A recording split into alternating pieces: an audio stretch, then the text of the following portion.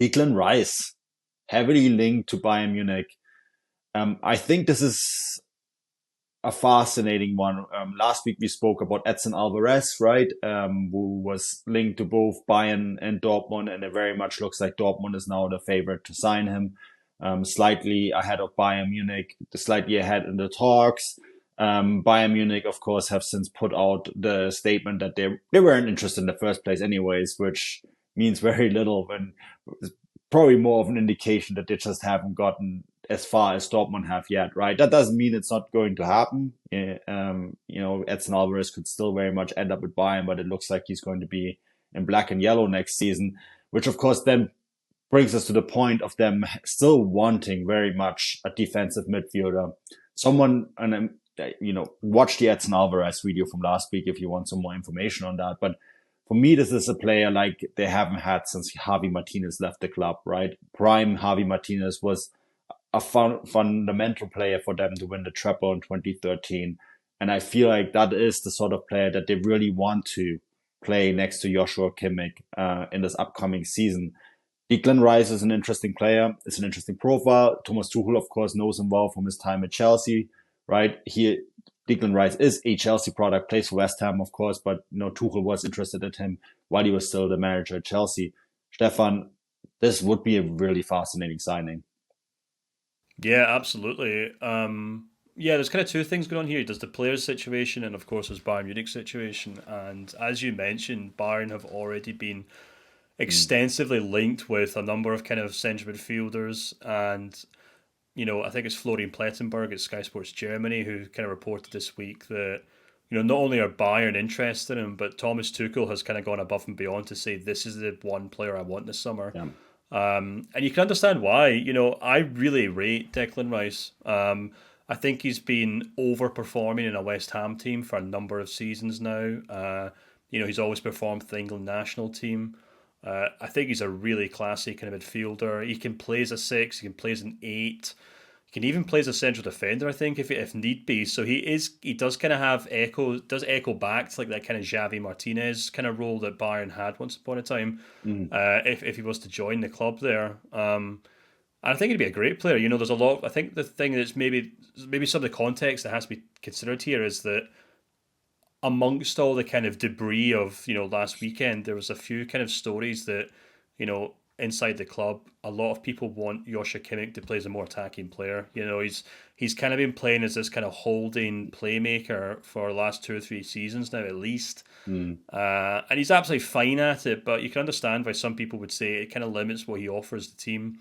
And if you're to have a player like Declan Rice who plays behind him, who's just as dynamic, just as agile, then it would allow Kimmich to kind of push further up the park, maybe plays more of a playmaker. And maybe you're kind of solving 2 problems with the one signing in that regard. So it makes a lot of sense. The thing that really stood out to me about Plettenberg's report is that West Ham would be willing to sell him for £70 million, which I think is about 85 million euros maybe. And I think for that price it'd be an absolute bargain. There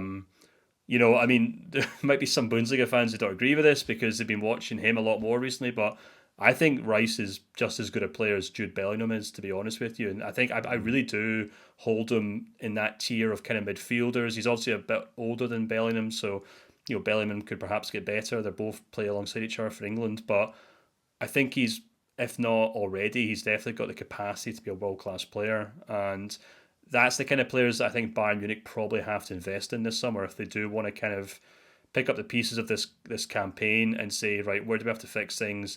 How do we invest our money in players who are going to, that we can build a team around? It's not going to be your Sadio Mane's, for example, who at the very best was only going to be at Bayern for 2 or 3 seasons before he retired. They need kind of players that they can build for the next 5 or 8 seasons. And, whether Declan Rice wants to leave the Premier League or not, it's a different story entirely. He's been heavily linked to Chelsea. He's been heavily linked to Man United. Even Arsenal actually recently been heavily linked with him too. So, it'd be up to Bayern to convince him that a move to Munich would be better for him in the long run, which I think they could probably make a pretty compelling argument if you just have to look at their Champions League record. But I think the thing that I take away from this is that he'd be a great player for Bayern Munich, and if they can get him for that price, it'd be an absolute bargain. Yeah, no, absolutely. And I think it would be a very sensible signing too. It just seems like a piece that would make sense, right? And in terms of bringing stability to the midfield, obviously the club isn't happy with Leon Goretzka's performances of late. They're also not happy with Joshua Kimmich. They want someone next to him that gives him a bit more defensive stability. I think when you look at the history of Bayern Munich and how they react to a season like this one, when everything that goes sideways, is that they usually react very aggressively, right? You go back to the 2012 when they lost the Champions League final, when they lost the German Cup final, and they lost the title to Borussia Dortmund, right? That's when they went out and signed Javi Martinez for 40 million euros, which was a transfer record fee for them.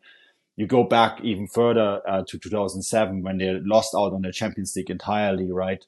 They finished fourth in the Bundesliga, and they went out and signed Miroslav Klose, Luca Toni, Franck Ribéry. So that was another year where they reacted very aggressively to a poor performance in a season. And you look at this season, this year, you just know that their reaction is going to be extremely aggressive, and signing a midfielder for that kind of money, A, they can do it, and B, I think there would be the motivation to do it. And so I feel this makes a ton of sense for Bayern Munich to react that way.